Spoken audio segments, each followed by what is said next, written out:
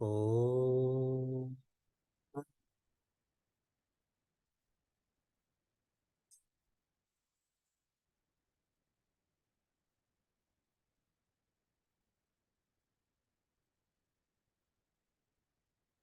Oh.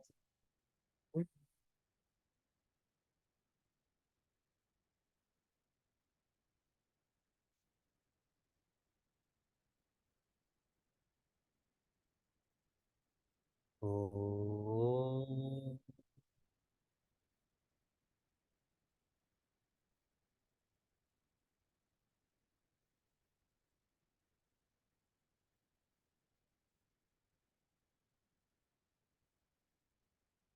With your eyes still closed, please feel your physical health and mental health. And please feel that you are sharing this with all those in Morocco who have passed away, their families, their friends who are not well, who are struggling. Satchidananda Rupaya Vishvotpatyadi Hetave Tapatraya Vinashaya Shri Krishnaya Vayam Numaha.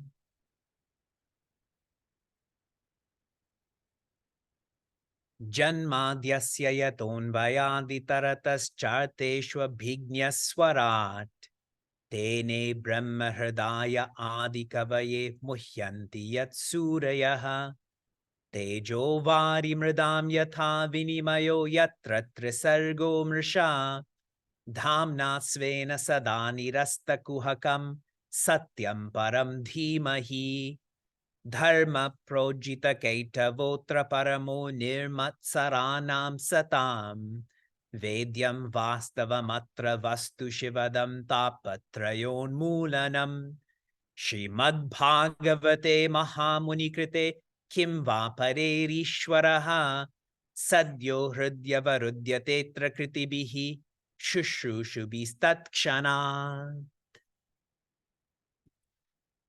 Hari Om, and greetings from Niagara Falls. This past week, our children moved on to grade 1 and to kindergarten. So they shifted from a pseudo Montessori private school to a public school. And so with the transition then, it's hard to internalize that. And so you express this in different ways.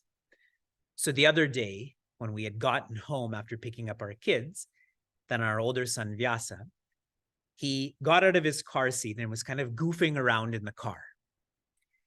And I was looking at him intently because the point is, leave your car seat and go out through your side, not through my side, knocking over our ohm and looking for gum and so on.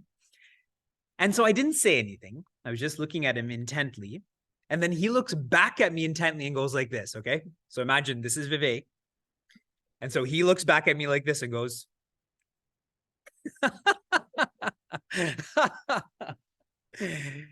and his point was that, Appa, smile.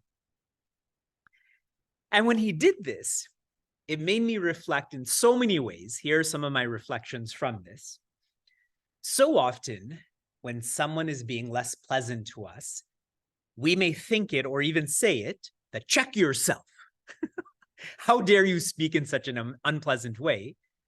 But really, for someone who's trying to engage in self-development, it's not check yourself, it's check myself. I should be checking myself about, am I being patient and cheerful and so on.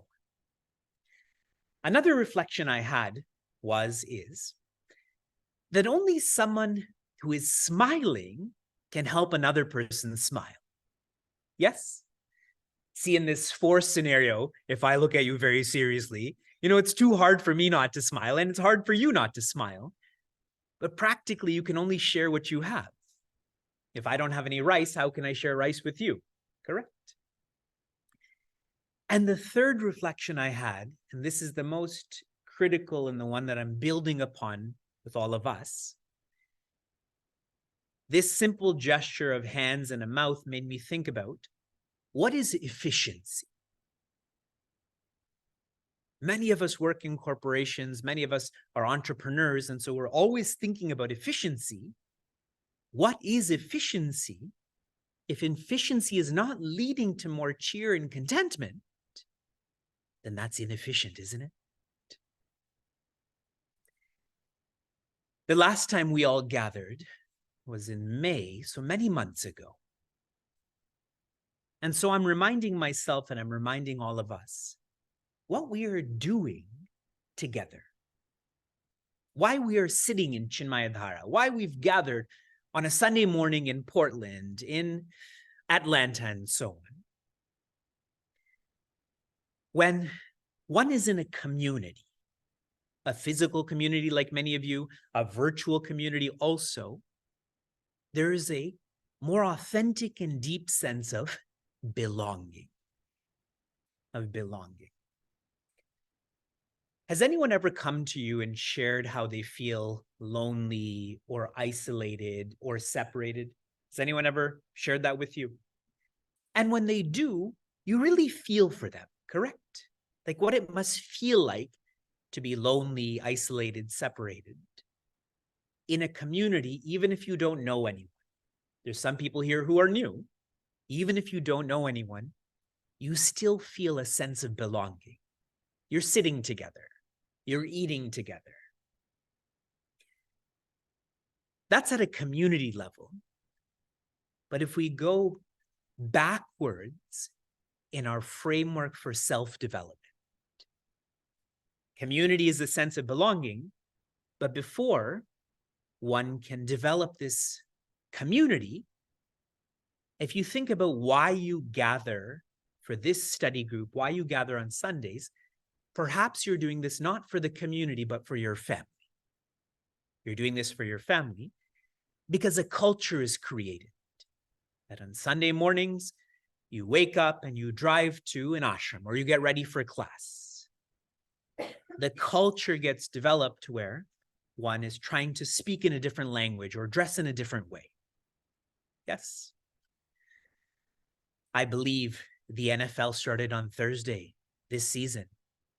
Just imagine the culture around American football. It's frantic, it is fanatic and so on, correct?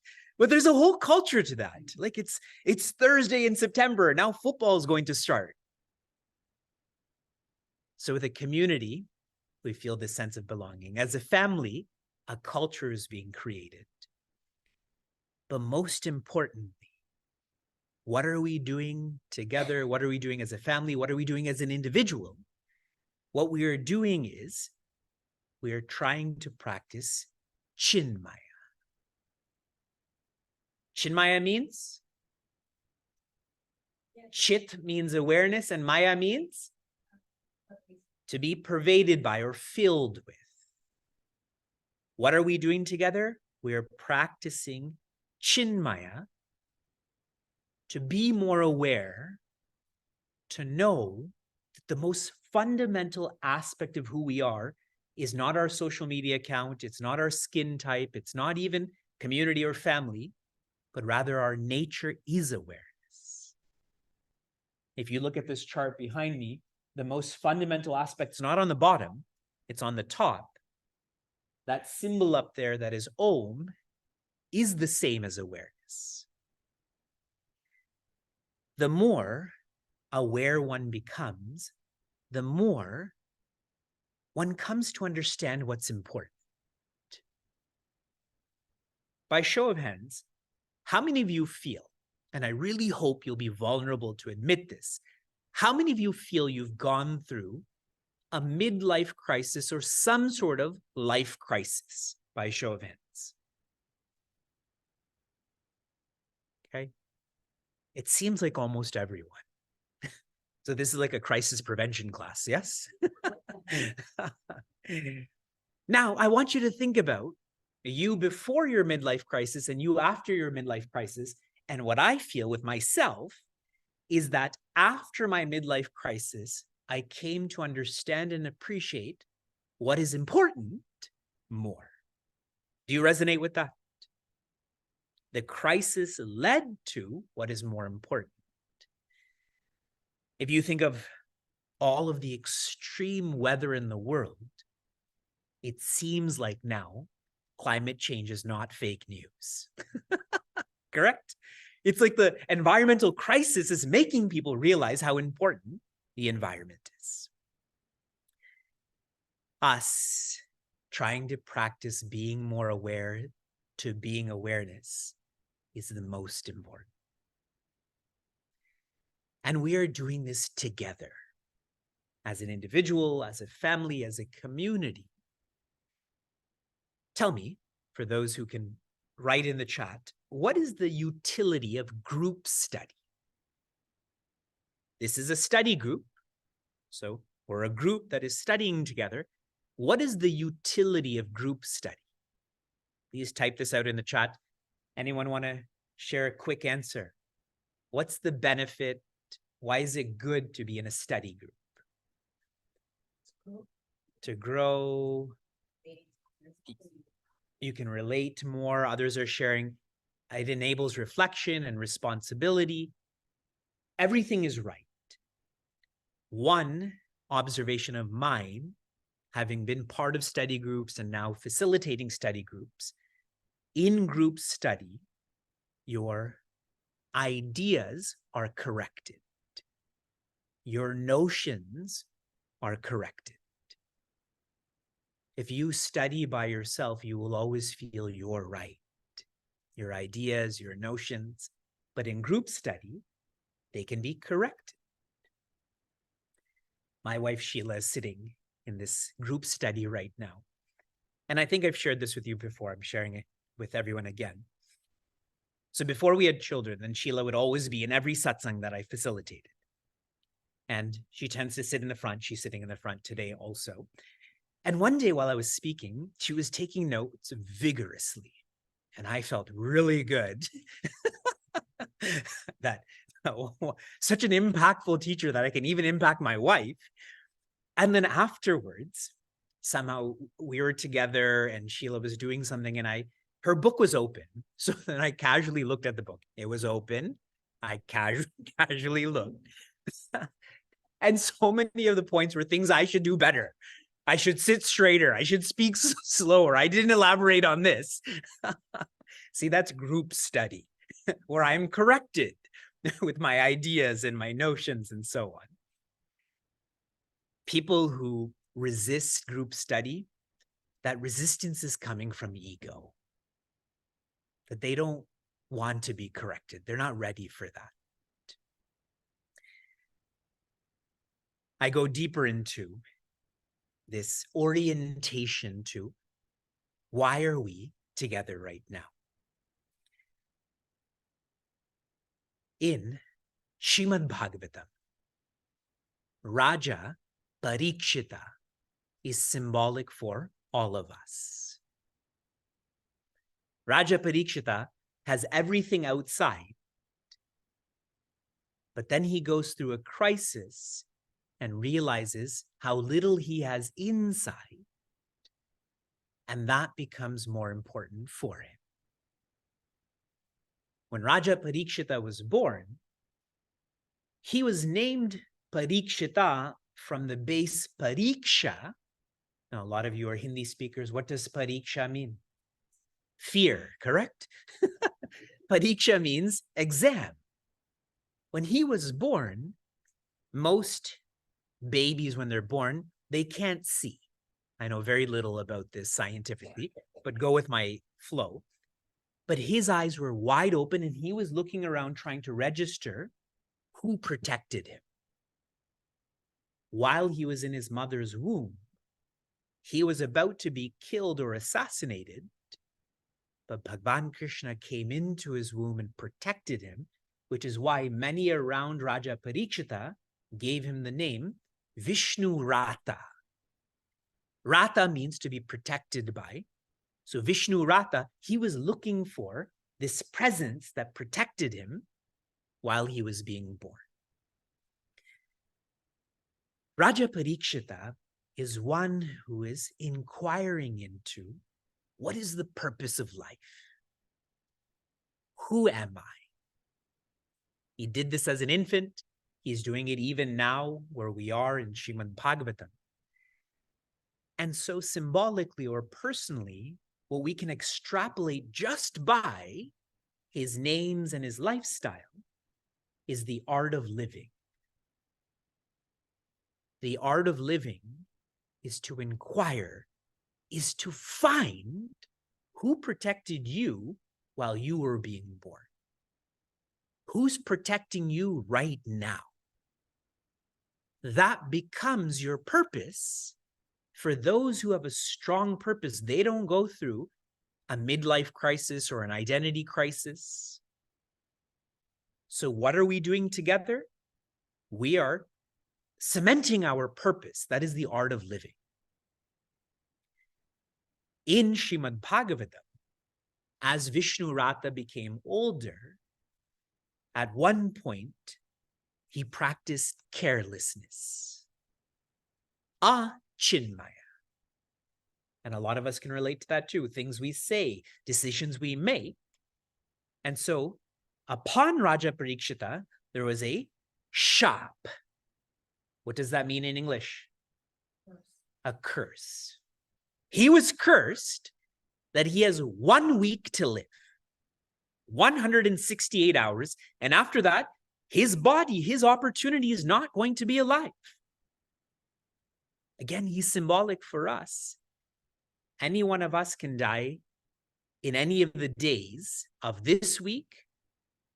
All of us are going to die a day of the week, correct? Now, if you knew, I really want you to visualize this. If you knew that you were going to die 3 months from now, or 30 days from now, whatever the time period it would that be a curse or a blessing? How many of you would feel that would be a curse? How many of you would feel that's a blessing?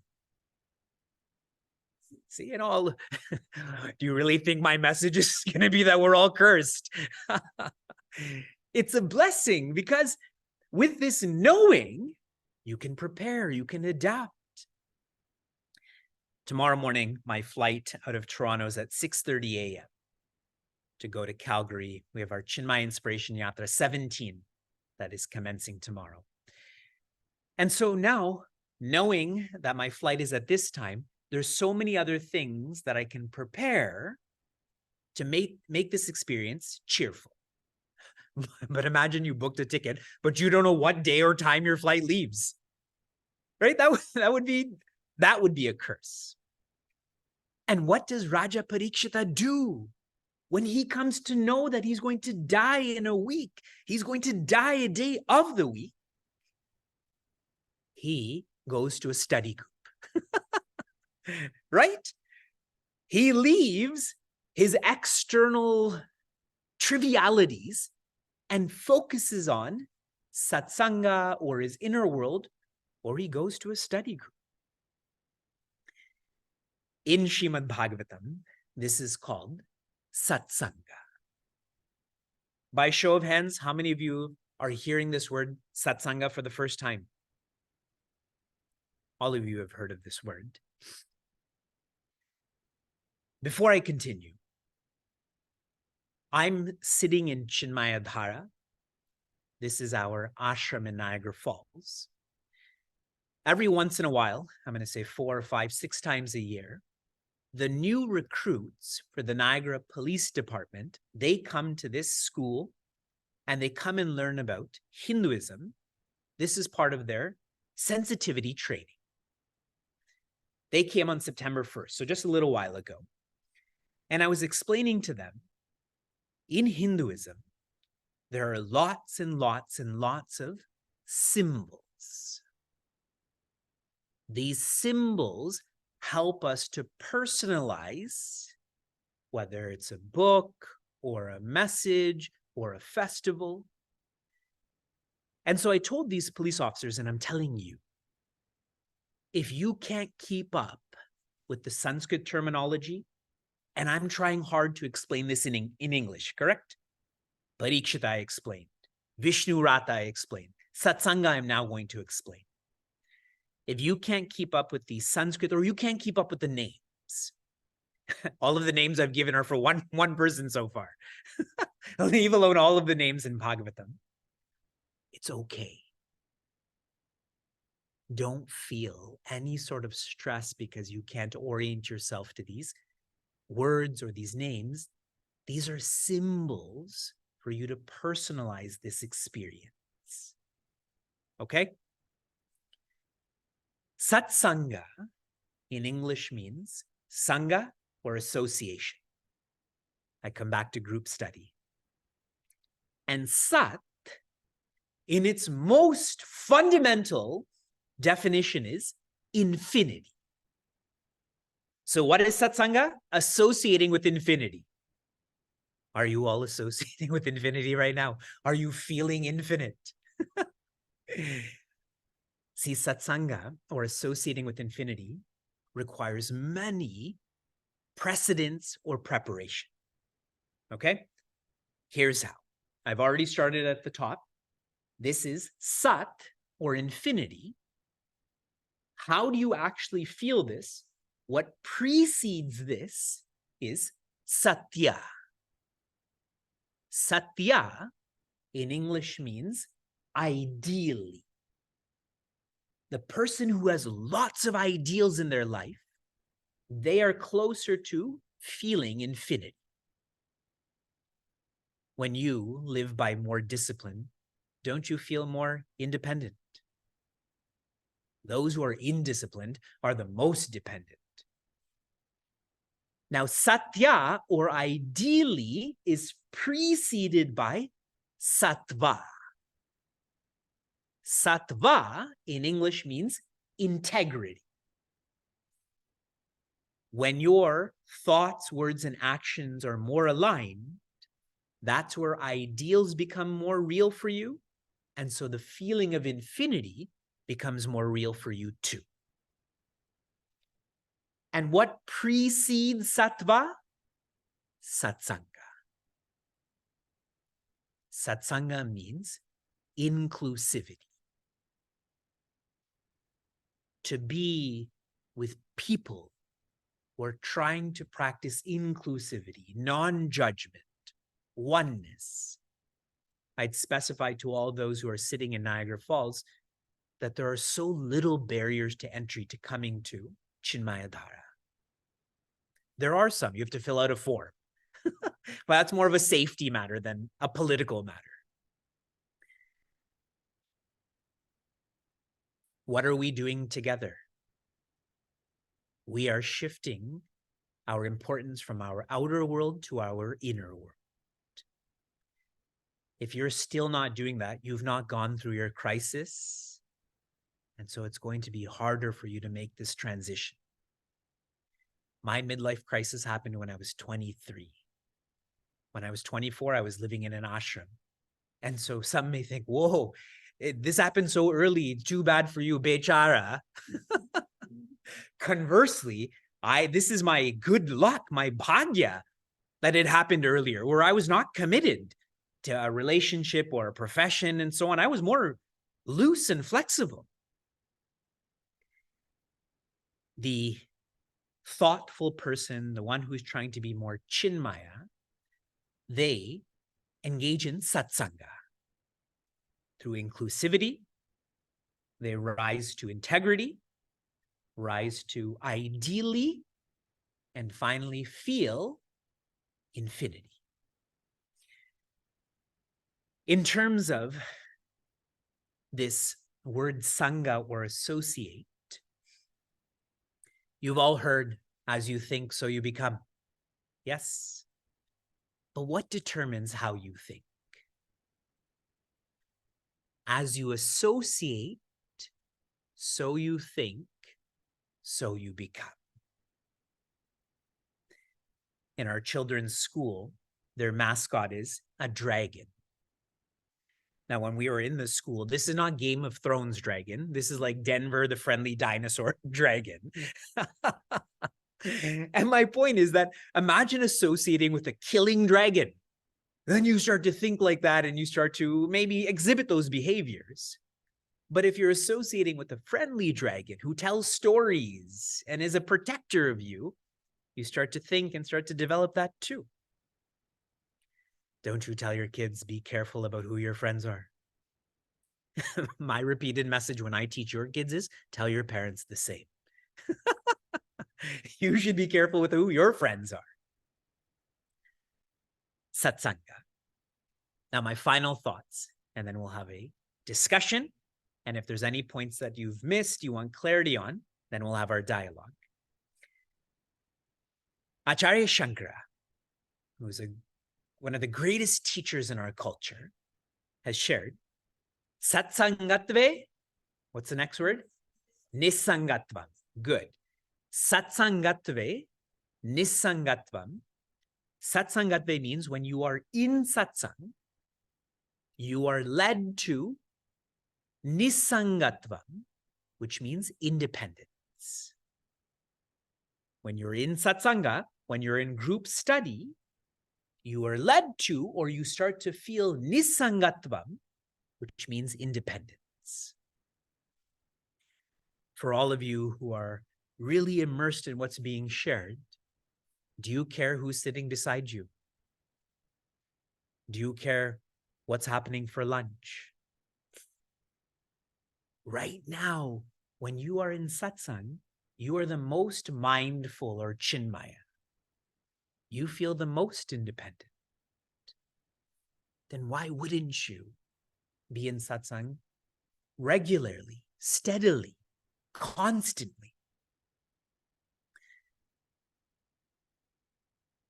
I had shared with our Niagara seekers and our Cleveland seekers, and I'm sharing with all seekers. My encouragement to everyone, my request to everyone, I'll even go to the extent of my plead to everyone, is commit to satsanga. Commit to group study. Commit to your inner world. By doing so, this is a practice in Viveka. Tell me in the chat, what is the English word for Viveka? Tell me the good word for Viveka in English. Okay, differentiation is better than discrimination. And another word is prioritization. Prioritization. When you commit, then what happens is you practice Viveka, which is prioritization. Next month, I will be in Chicago at Blue Cross Blue Shield's office, and I'm facilitating a workshop for them on making sense of stress. What is one sign that you have stress in your life? You don't know what's important. You're unable to prioritize. What is one sign that you're cheerful in life? You know what's important. You're able to follow through with what you've prioritized or committed to. That's my encouragement, my request, my plea. Zooming completely into, we went from why are we gathered to group study to satsanga. Now, Vedanta in Bhagavata. Vedanta means knowing inside. Veda means to know, Antaha means inside. What is your purpose? Who are you? Vedanta, what your purpose is, who's inside of you, is who I showed you right at the beginning. That is Bhagavan Krishna, or your divinity. Raja Parikshita felt this, and then he was eventually able to follow through with this. The word Bhagavata is made up of 4 compounds. Ta means boat or means.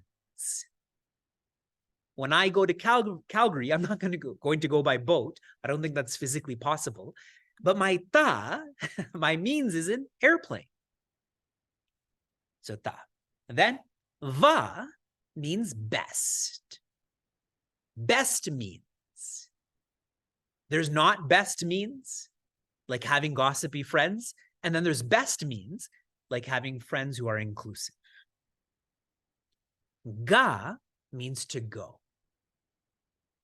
But we're not going anywhere. We've done that our whole lives, traveled so much, bought so much, eaten so much, talked so much, watched so much. This going is from the outer to the inner, from intellectual intelligence to emotional intelligence to spiritual intelligence. And what does Bha mean? For those who have been following any of the reports from the G20 summit, what was the display card for those who are representing India? What was the display card? Bharat. Bharat was represented on those display cards. Bha means light. Bha means divinity. Bha means infinity. So what do we do in this course specifically? We come to know what the purpose of our life is, who we are. That is Bhagavan Krishna, divinity. When you feel a sense of belonging that comes from community, then you start to feel esteem or confidence. And the topmost part of Maslow's hierarchy of needs is actualization. We use the word realization, liberation.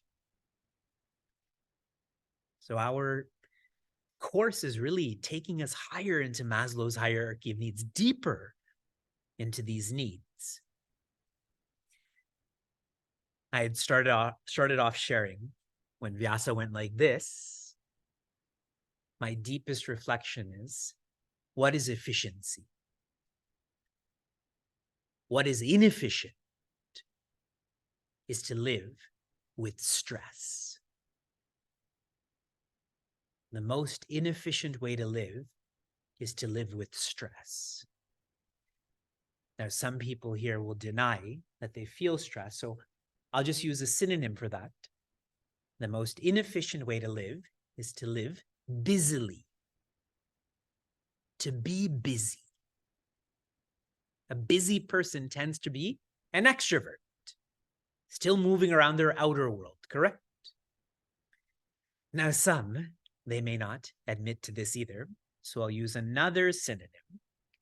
The most inefficient way to live is to live functionally. Functionally means you just do things in a functional way. Drive here, eat this, invest over here, go to that party. These words, stress, busy, function, it's all artificial intelligence. Yes, we're so scared of ChatGPT. Be more scared of living with stress and being busy than being functional. Artificial intelligence is me feeling I'm intelligence, but where is the cheer? Where is the contentment? So, why are we together? To think about all of this together. Oh.